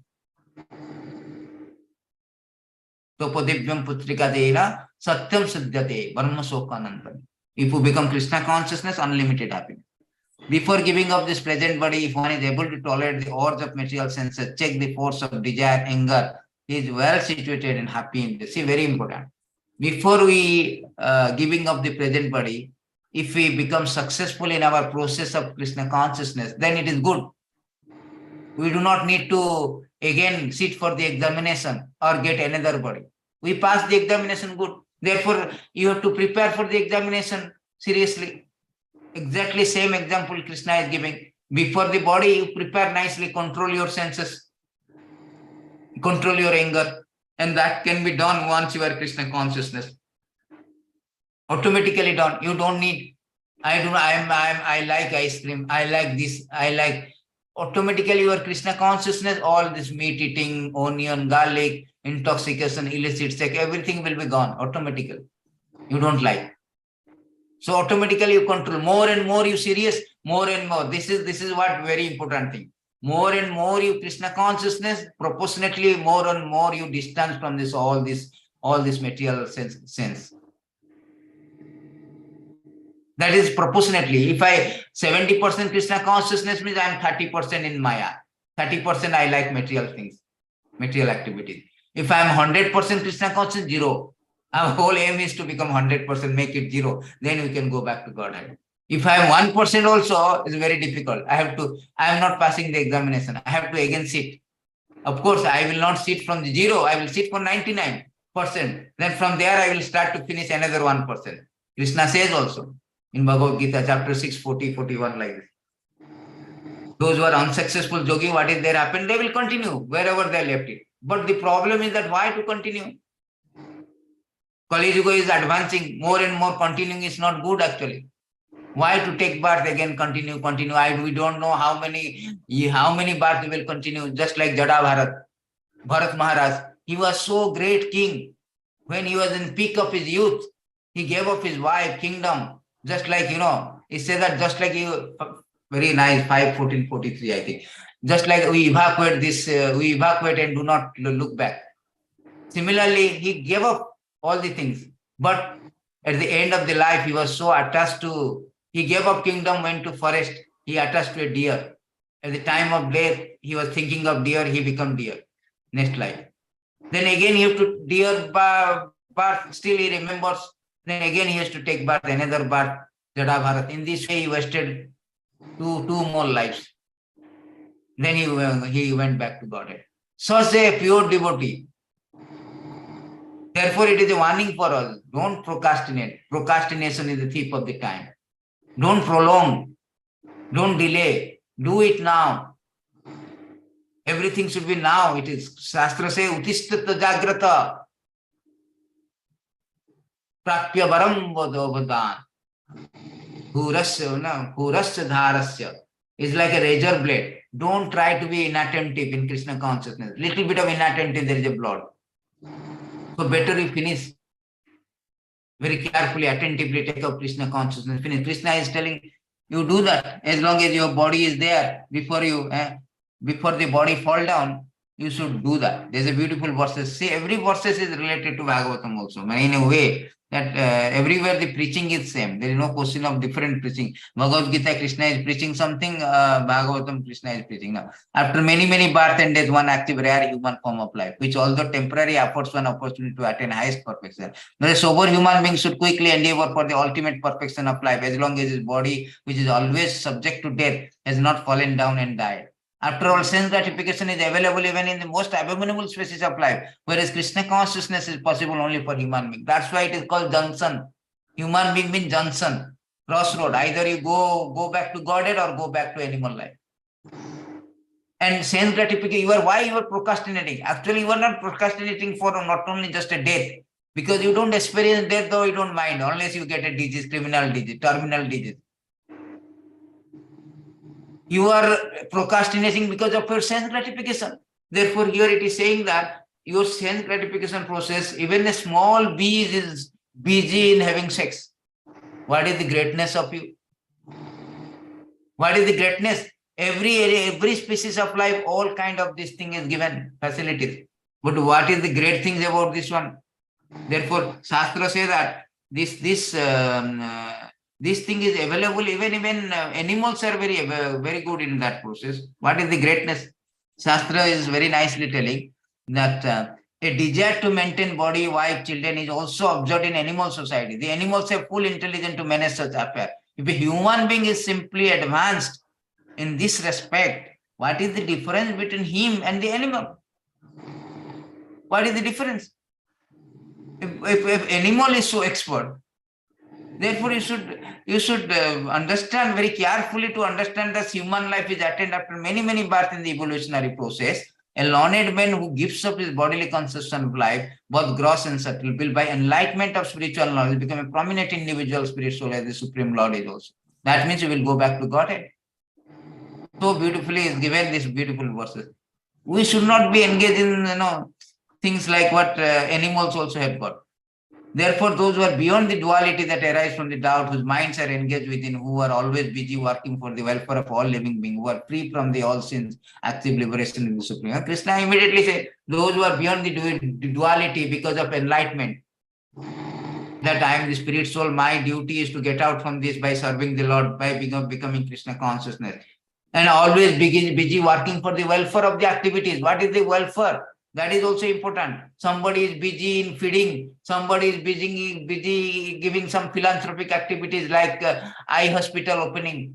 Somebody is poor feeding, cloth. That is also good, pious. But real welfare activity or highest welfare activity is Kṛṣṇa consciousness. That means sharing the knowledge, preaching. Kṛṣṇa says this is the highest welfare activity to enlighten others, that you can go back to liberated. This is human form of life. You should not waste. This is an opportunity to get out from this entanglement.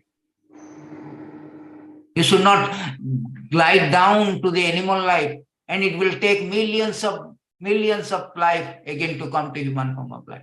This knowledge has to be given to somebody. That is the highest welfare activity. So therefore, Kṛṣṇa said, those who are doing that, those who are practicing and preaching, actually, in a sense, then they will go back to liberation. They will free from all sin, active liberation in the Supreme. Those who are free from anger, all material desire, who are self-realized, self-disciplined, constantly endeavoring for perfection, are assured liberation in the Supreme in the very near future. Wow, beautiful person. Very near future. If somebody is really in Kṛṣṇa consciousness, seriously in Kṛṣṇa consciousness, he will go back near future. No need to wait for, another life. In this life also.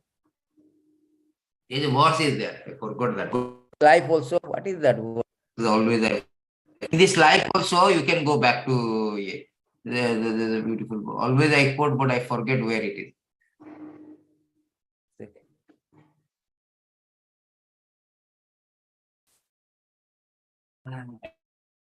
Verses in this life, in this very life, one can go back to Godhead. Yes, I think I got it.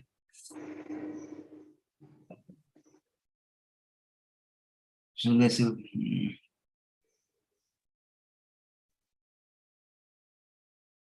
yes, this is 5, 12, 16. Now I'm forgetting always this verse. 5, 12, 16. Same verses using 5, 12, 16.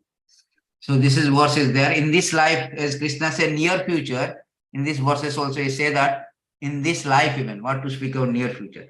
Simply by giving up the association of worldly people and associating with exalted devotee, anyone can attain perfection of knowledge. Again, knowledge comes. The sword of knowledge can cut into piece of illusory association within this material world. Through the association of devotee, one can engage in the service of the Lord by hearing and chanting Sravanam Kirtanam. Thus, one can revive his dormant Kṛṣṇa consciousness, and sticking to the cultivation of Kṛṣṇa consciousness, return home back to God even in this life. Beautiful verse. Remember this verse. Very, very important. In this life, one can simple process associate with the exalted devotee, advanced devotee, and hear and Kirtana glorify. In this way, we revive our dormant Kṛṣṇa consciousness. We revive our dormant Kṛṣṇa consciousness means the bhakti will sprout up. We become Kṛṣṇa consciousness, and we cultivate more and more to perfect it and go back to Godhead in this life. So Kṛṣṇa also telling same thing. You become Kṛṣṇa consciousness, same thing. Action in Kṛṣṇa consciousness. Karma yoga means action in Kṛṣṇa consciousness. Shutting out all the external senses, object, keeping their eyes, vision concentrated between two eyebrows, suspending inward, outward breath within the nostril, thus controlling the mind, senses, intelligence. Transcendentalist, see, aiming at liberation, become free from the desire, fear, anger. One who is always in this state is certainly liberated. See, Kṛṣṇa is now putting Ashtanga Yoga. Kṛṣṇa says that you have to free from all material activities. all this material anger, greed, all this those 6 kind of faults are there. Kama, Krodha, Lobha, Moha. So Krishna says by Ashtanga Yoga also you can stop it. Therefore, the next chapter is Ashtanga Yoga. Every chapter has got a a link, connection. Krishna is not speaking anything redundant. Krishna says there is a way of doing also that. That is called physical exercise, Ashtanga Yoga. Ashtanga Yoga means 8-fold procedure called Yama, Niyama, Asana, Pranayama, Pratyahara, Dharana, Samadhi. In 6, all this is kind of things you could do. And this is a preliminary process. It is only preliminary explained here. 6th chapter is very elaborately we will be studying next session. So, but by engaging Krishna consciousness, one can immediately understand one's spiritual identity. Then one can understand Supreme Lord by means of devotional service. When one is well situated in devotional service, one comes to this transcendental position, qualified to feel the presence of the Lord in the sphere of one's activity. This particular position is called liberation and supreme. That means all this Ashtanga Yoga, we can skip it. Why skip it? This is the last verse. It is stated why we should skip this Ashtanga Yoga. A person in full consciousness of me, knowing me to the ultimate beneficiary of all sacrifice, austerity, supreme Lord of all planet demigods, and the benefactor of well-wisher of all living entity, attain peace from the pangs of material. The very, very important verse, last verses of this chapter, we will finish with last 7. Bhaktaram jagyam tapasam sarvalokko mahisara suidam sarvabhutanam gantvamam santimarsan. Bhaktaram jagyam tapasam. Krishna says, first thing is, I am the sacrifice, ultimate beneficiary of all sacrifice. That means all your activities should be connected or dovetailed to me. That is called Krishna consciousness. All your austerity should be connected to me. I should fast for Krishna. I should observe Ekadasi. I should observe appearance day of Krishna, Narsinga Chaturdasi, all the things for Krishna. And I am the supreme Lord of all planet and demigods. That means Krishna is the supreme controller. First thing is everything given to him because he is the supreme controller. Third thing is he is the benefactor and well-wisher. Krishna is the benefactor. He is actually wanted to purify, wanted us to liberate. But how to liberate? You become Krishna consciousness. You do this. You first of all, you know that I am the supreme controller. Everything should be surrendering to me, offering to me. In this way, you will get benefactor. You will get this liberation. Because I am the benefactor, I am the well-wisher of all living entity. Krishna is like an affectionate father. He is telling, I am your father. So you, whatever activity you do, you connect with me. Because I am your father. Krishna telling, I am the supreme controller. Bhaktaram jagyam sarvalokko maheshwara. Sarvalokko means all planet, all demigod. Aham adri devanam. So I am the supreme controller. And I am, therefore, all activities should be given to me. Because everything belongs to me. Everything belongs to me. Therefore, everything should be served to utilized for my service. If 2 things we know, then we are liberated. 2 things we do, we liberated. Actually, 4 things. He is the benefactor and well-wisher. In this way, we will get the peace formula. We will get peace. Everybody wanted peace. Because everybody wants to be master. He cannot be peace. He is always disturbed. He knows that master is Krishna, then I am not disturbed. Anything loss and win also, I am not disturbed. I am always peaceful. Then finally, the 8-fold of yoga system Krishna is explaining this previous verse. And again, these verses is contradicting in both the things. Therefore, the 8-fold of yoga mysticism is automatically practiced in Krishna consciousness because ultimate purpose is served. Whole idea of the Ashtanga Yoga is to concentrate your mind on Krishna. And Krishna consciousness is also means concentrating our mind, our consciousness on Krishna. Krishna consciousness means our focus on Krishna. Think of Krishna, feel for Krishna, everything for Krishna. Therefore, Krishna says, Bhaktaram jagyam tapasam sarvalokko maheshwara. I am the Bhaktaram, I am the Bhakta, I am the enjoyer.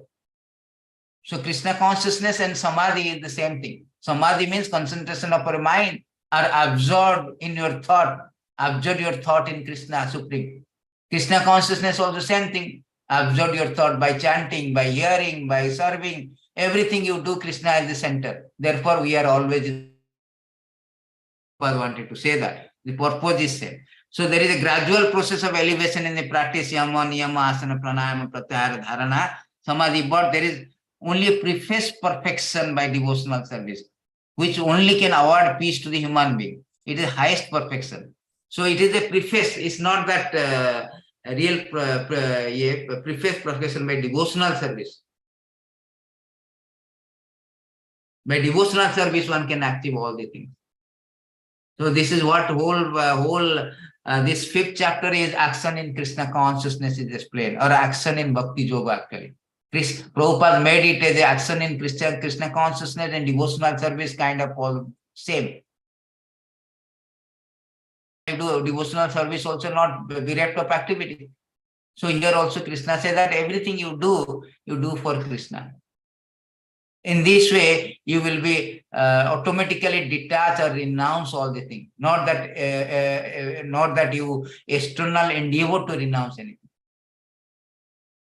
No need. For that, you need some knowledge. You need knowledge, background of knowledge. Without background of knowledge, you cannot do that. Therefore, coming to the action of Krishna consciousness, he goes through the second chapter, third chapter, fourth chapter. That means your action should be, because unless I have knowledge, I cannot detach. I cannot give to Krishna. I cannot detach from all the things. I cannot give to somebody if I have no knowledge. Why should I give? I should have a knowledge. Of course, once you engage in service, automatically you will get knowledge also.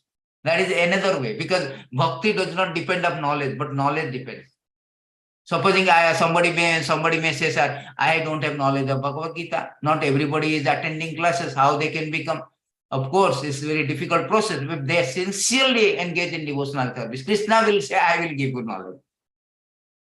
Krishna says that I will give you knowledge. In 10:10, Krishna say, okay, you are not intelligent, but you are doing services. So Krishna is obliged. Krishna say, never mind. You are lazy, so I will give somehow, but you are not lazy in devotional service. To those who are constantly devoted to serving me with love, I give the understanding by which they can come to me. Krishna say, I will give it. So thank you very much. If you have any, I will see any question and all. We finish our fifth chapter. This is the end of the fifth chapter. Any questions? Hare Krishna Prabhu, Dandavat Pranam, all glories to Srila Prabhupada. Yes. Hare Krishna Prabhu. Yes, Hare Krishna Prabhu. I hear it. 5.9, there are 5 causes, 5 cause it is mentioned. 5 causes for action. Yeah, 5.9. 5.9. 5.9. 5 causes, yes. Chapter 5, 9 sloka. Yes. Let me go to 9. Yeah, 5 causes of yes. Yes. Here it is said that 5, 9, 5, 7, 8, and 9. Okay, here it is said that a person is in the divine consciousness, although engaged in seeing, hearing, touching, smelling, eating, moving about, sleeping, breathing, always know within himself that he actually does nothing. But because while speaking, evacuating, receiving, opening, closing his eyes, he always know, or always know that only material senses are engaged with their object. That is his alok. Yes, that's what I told you now, that a person is already in Krishna consciousness. So all these activities, although he is doing it, but he is not entangled. In the automatically all the things are, although his material senses are used in material activities, because he was in Krishna consciousness, he is aloof from them. Yeah, this one which depends upon 5 immediate and remote causes. Yes, immediate and remote, but whatever the causes, but 5 immediate remote causes, Prabhupada said that yes, work which depends on the 5 immediate or remote causes, or doer, worker, situation, endeavor, and fortune. This is explained in already in 18 chapter 16 verses. So there are 5 causes, not I am alone. I cannot say that this is done by me alone. Therefore, I explained that Prakriti Kriya Maneni Gunai Sarmani Ahankara Vimudata Kartaham iti manate. If I am thinking I am the doer, this is not the real conclusion, because I am not the absolute doer. First of all, I have a scope of action, or any endeavor also. I need 5 causes. It is, I will show you the verses also. There are this is the verses from Bhagavad Gita.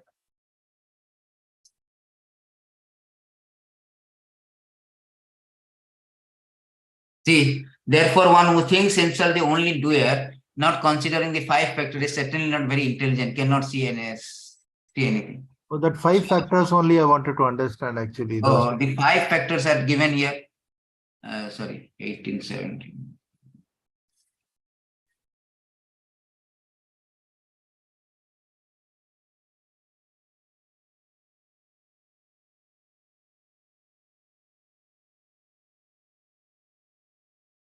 See, this is 5 factor.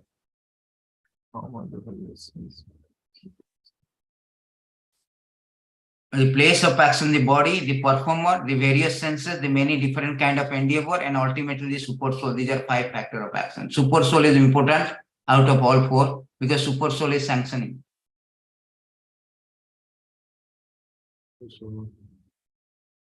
1814. So therefore, we cannot do, when you are Kṛṣṇa consciousness, you are not bothered about all these 5 factor, 10 factor, 20 factor. No. Because Kṛṣṇa consciousness means you are under the Kṛṣṇa's activities. All this automatically, all these 5 factor over will not affect you because it is spiritualized, the transcendental platform. Thank you very much. Yes, so that I was thinking that Nitya Namityik No. This is 5 factor. This is the 5 factor. Okay. And 3rd chapter and 5th chapter, what is the difference? 3rd chapter is the simple karma, how to do karma. Yeah, simple karma. Past chapter is like a karma sannyasa, yoga, the detachment, niskama karma yoga. Actually, first chapter is this Kṛṣṇa speaking about the work with the renunciation, detachment, niskama karma yoga. You work with detachment. But finally, it has to say that it has to backed up by knowledge. Otherwise, it cannot be action in Kṛṣṇa consciousness. So the 3rd chapter is karma yoga, but it is a niskama karma yoga. So niskama karma yoga, but in 5th chapter, niskama karma yoga in Kṛṣṇa consciousness. That means there is a knowledge added. Therefore, in between 3 and 5th, 4 is transcendental knowledge. Kṛṣṇa is very clever. He knows that this is will be confusing. So Kṛṣṇa put the 4th chapter as a transcendental knowledge. That means you should know your duty, do your duty with detachment, but with knowledge. Okay. With knowledge. With proper knowledge. Therefore, action in Kṛṣṇa consciousness means it's proper knowledge. Prabhupada is given na last 529, the last verses of this chapter is already given very nice. Always remember, last verses always important purport. The last verses, Prabhupada say very nicely. You read all full. I am just giving you. The 5th chapter is a practical explanation of Kṛṣṇa consciousness, generally known as karma yoga. The question of mental speculation is to know how karma yoga can give liberation is answered here.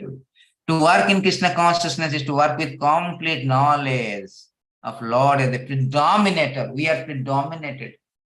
Such work is non-different from transcendental knowledge. Direct Kṛṣṇa consciousness is Bhakti Yoga and Jnana Yoga is a path leading to Bhakti Yoga.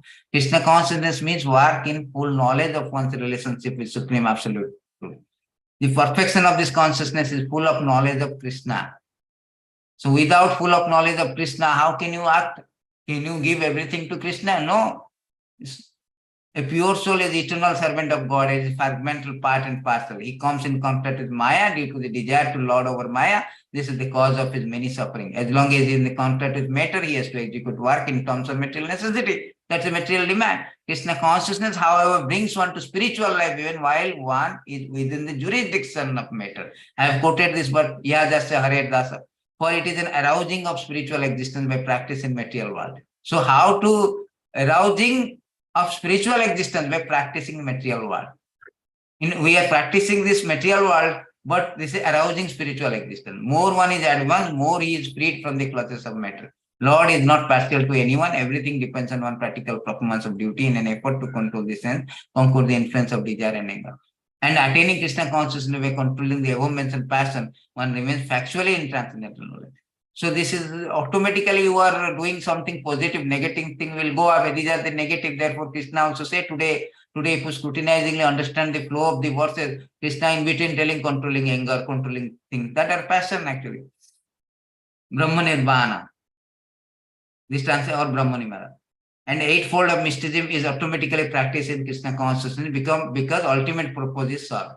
The gradual process of elevation of practice of yama, niyama, asana, pratyahara, dhyana, dharana, pratyahara, samadhi. But these only preface perfection by devotional. But these only preface perfection devotional, which alone can award peace to human being. It is higher perfection of life. Thus, end of Bhakti Vedanta purport. See? Yes, Prabhu. Thank you, Prabhu. And a direct devotional service and indirect devotional service. Like somebody farmer, a farmer is farming and he's doing 24 hours like he is farming, and then whatever he is getting, the crops he is offering to Lord. So it will be direct devotional service or indirect? Indirect, nah, the indirect mixed. His work is not, he's working the activities which is fruitive activities, right? But at the same time, he's giving fruits. Of course, Prabhupada did not, in a higher level, it depends on in what context you are taking it, because Prabhupada made it very nice. He made it that Buddhi Yoga is Bhakti Yoga. Although it is indirect activities, because you are, it is not unalloyed devotional service. The mixed, because you are engaged in fruitive activities, you have some inclination for working in the farm. At the same time, you wanted to dovetail your activities or result to the Krishna. That is also Krishna conscious. That is actually today's theme is this one. Today, but Prabhupada, it is indirect, but it will give the same result. Because automatically, why it is same result? Automatically, it will come to the point of giving up that fruitive activities also, completely become Krishna consciousness. Automatically, it will culminate to the stage of that. Yes, culminate to the stage of Bhakti Yoga. Or without Bhakti Yoga, we cannot go back to. Come to the culmination, you have to come to the stage now. So Arjuna is Krishna consciousness, action in Karma Yoga. Prabhupada always say Arjuna Karma Yoga. Because he is a military man, he is acting and he is offering his result. By offering, you will come to the point of Jnana, and Ashtanga will bypass everything, come to direct Bhakti Yoga. So he is actually... Jnana Karma Anavritam. Yes. Sakshat Bhakti, Suddha Bhakti. Yes. Suddha Bhakti will come automatically, it will culminate to. But for the timing, you should do this. This is a beautiful verses. These verses is actually chapter 5 also. This forget 6 months. 19170, I think. Yes. This is the verses. Today verses is Sarvopadi Vinirmuktam Tatparatena Nirmalam Hursikena Hursikesa Sevanam Bhakti Ruchate. Bhakti or devotional means to engage all our senses in service of the Lord, Supreme Personality of Godhead, Master of all sense. When spirits soul render service unto Supreme, there are two side effects. One is freed from material designation, one senses are purified simply by being employed in the service. But in the higher level, both are same actually. This Karma Yoga, in the preliminary stage, it may have a little bit of, actually it is same actually. Because it is same, you have to act for Krishna. Devotional service also not enough. You have to act. But activities are within the jurisdiction of, same thing. You say, why Prabhupada is very intelligent. Prabhupada, people do all this karma yoga and will bring all these things, karma thing. So Prabhupada made it so beautifully that in a higher understanding, it both are same. Because in Bhakti Yoga, we are also acting every senses, every Sarvopada. This is Bhakti Yoga 19170, I am showing. Every senses should be engaged. In Karma Yoga also, Prabhupada made it action in Krishna consciousness. Karma Yoga is not separately, I will do something, I will not connect to God. That is not things. No. Yes, sir. I will do all the senses for Krishna. So like I was reading somewhere that Karma Yoga and Bhakti Yoga. Karma Yoga means suppose I like laddu and I make the laddu and then offer it to Lord. That is Karma Yoga. And Bhakti Yoga means I know that Kanhaiya, Krishna likes jalebi and I make jalebi and offer to him. That is Bhakti Yoga. Somewhere in a sense that supposing Prabhupada did not give this one, we were like Arjuna example. Arjuna was not liking fighting. But because Krishna wanted to fight, then he told, okay, I shall fight for you. I shall fight. So we have some kind of inclination of karma, doing some fruitive activities. But if that fruitive activities end purpose is Krishna, that is Karma Yoga. In Bhakti Yoga, the activity itself for the Krishna itself, like devotional, only for devotion. It's not like that the purpose is different. Karma Yoga purpose also, Bhakti Yoga purpose. It's not that a Karma Yoga I like. No, Krishna say 5 we have read in today's classes. No, you renounce the result of the activities. That means you do not do for your sense gratification. You do not do for your sense gratification process. You do not, in an indirect way, Krishna is telling, no, this is not for you. This all the things is given me, all your this passion things, that everything should be focused for the Krishna, everything should be given result of the activities, should be given to Krishna. That means it is meant for Krishna. Then where is the question of I like Lord, I give to Krishna and Krishna will give to me that one. Bhakti Yoga also I am cooking. I may say I am cooking for Krishna, I am cooking for your family, cooking for Krishna. Here also I am cooking for in house, cooking for Krishna only. So in a higher level of understanding, the Buddhi Yoga is also Bhakti Yoga. Buddha Mam, Prabhupada given a lecture 10:10 also, Buddhi Yoga. Krishna also said 249 Buddhi Yoga, 10:10 also Buddhi Yoga. So in a high level of Buddha, it has to be automatically action in Krishna consciousness is Bhakti Yoga. Therefore, Krishna, in very beginning only, Prabhupada say that, although it is a Karma Yoga, Prabhupada say, how Prabhupada is explaining. Yes, sir. Thank you, Prabhu. No, one second, last year, I will give you this first verses of the chapter is, sorry, if it is there in first verses, it is there. Here, in the first verse, here it is telling that Arjuna Uvacha, here in these verses, how Prabhupada is given renunciation of work with devotion. You recommend work with devotion. Why Krishna, in Karma Yoga, Krishna is, Prabhupada is putting work with devotion. Where is the sannyasa karmanan, Krishna punarjagam, so samsai. Where is bhakti is written here? Yes, Prabhu. Therefore, it is in a higher level, it is both are going to be same.